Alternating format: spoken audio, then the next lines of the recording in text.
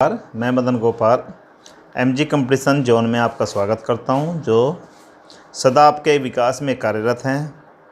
आज हम गति यानी कि मोशन अध्याय 8 गति का ग्राफीय प्रदर्शन के बारे में डिस्कस करेंगे।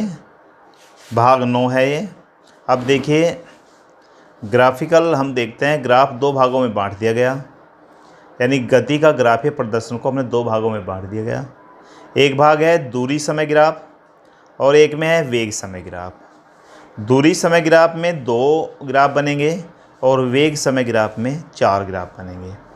अब हम अगर एक्स एक्सिस पर समय ग्राफ लें और वाई एक्सिस पर दूरी लें, तो इससे हमें जो समय दूरी ग्राफ से मिलने वाला है, या तो चाल मिलेगी या वेग मिलेगा।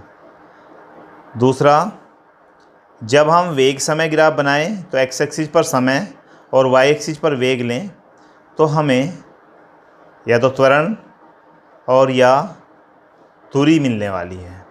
इस तरह से हम दूरी समय ग्राफ और वेग समय ग्राफ बनाएंगे। दूरी समय ग्राफ में हम बना सकते हैं जब वस्तु एक समान चाल से गतिमान हो, जब वस्तु असमान चाल से गतिमान हो। वेग समय ग्राफ में हम बना सकते हैं जब वस्तु एक समान चाल से गतिमान हो, जब वस्तु एक समान त्वरण से गतिमान हो। फिर थर्ड, जब वस्तु का वेग समय के साथ घटता है। फोर्थ है जब वस्तु का वेग में असमान परिवर्तन हो रहा हो। तो 4 प्रकार के ग्राफ हम देखते हैं। अब देखिए, पहला ग्राफ हम बनाते हैं। दूरी समय ग्राफ के प्रयोग से वस्तु की चाल ज्ञात कर सकते हैं। ये तो मैंने पहले ही बता दिया। अगर हम नीचे एक्स एक्सिस पर समय ग्राफ ले लें और वाई एक्सिस पर दूरी ले लें। अब देखिए, यहाँ से एक सीधी रेखा बन रही है, हमें यहाँ से क्या मिल जाएगा? वेग मिल जाएगा। अब यह चाल मिल जाएगी। तो इसमें हम देखें, अगर हम ए बी, यहाँ पर 2 पॉइंट मैंने लिए हैं, दोनों पॉइंट को अगर हम देखें, दोनों पॉइंट पर S1 और S2 2 पॉइंट लिए हैं, यानी कि ए और बी।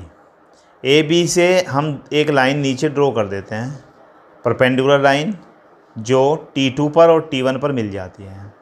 इसी तरह से वाई एक्सिस पर भी लाइन खींच लेते हैं, जो S2 व S1 पर मिल जाती है। हमें यदि इसकी वेग निकालना हो यानी चाल निकालनी हो, तो S2 minus S1 upon T2 minus T1 से हमें क्या मिल जाएगा? चाल मिल जाएगी। तो इससे हम मध्य में चाल ज्ञात कर सकते हैं। आगे नेक्स्ट हम देखते हैं, यदि दूरी समय ग्राफ हम बनाएं और वस्तु असमान चाल से गतिमान हो। जब समान चाल से गतिमान थी तो एक सीधी रेखा बनेगी, और जब असमान चाल से गतिमान है तब इसके बीच में एक वक्र यानी कि कर्व बनेगा। आप देखिए किस तरह से कर्व बन रहा है। आगे चलते हैं, वेग समय ग्राफ पर 2 ही ग्राफ थे, अब ये 4 ग्राफ इसके देखते हैं, वेग समय ग्राफ वाले। जब वस्तु एक समान चाल से गतिमान है, यानी कि हम किसके बीच में बना रहे हैं? हम यहाँ पर समय और एक समान चाल से, यानी कि हम बना रहे हैं ग्राफ समय के बीच और चाल के बीच। अब देखिए, चाल 40 किलोमीटर प्रति घंटा है, तो चाल 40 पर ही हम चलते रहे और सीधी रेखा यानी कि समय के समानांतर आई। एक समान वेग से चल रही है वस्तु, तो वस्तु का वेग समय ग्राफ के प्रयोग से विस्थापन प्राप्त किया जा सकता है। वेग समय ग्राफ से समय अक्ष के द्वारा घेरा गया क्षेत्रफल विस्थापन के परिमाण के बराबर होता है। अब देखिए, यहाँ पर हम यदि विस्थापन यानी कि दूरी हम ज्ञात करें ए बी के बीच, तो ए से एक लाइन नीचे परपेंडिकुलर समय एक्सिस पे और बी से एक्स यानी कि समय एक्सिस पे परपेंडिकुलर लाइन ड्रॉ करेंगे, और हमें T1 T2 यानी कि 2 पॉइंट ये मिल गए। ए बी के नीचे का एरिया निकालें, क्षेत्रफल निकालें, तो वह किसके बराबर होगा? विस्थापन यानी कि दूरी के बराबर होगा। तो दूरी बराबर क्या हो जाएगा? AC गुणा CD। AC की गुणा यदि CD में करें तो क्या मिल जाएगा? हमें यहाँ पर दूरी या विस्थापन प्राप्त हो जाएगा। अब देखिए, दूरी बराबर चाल गुणा समय होता है।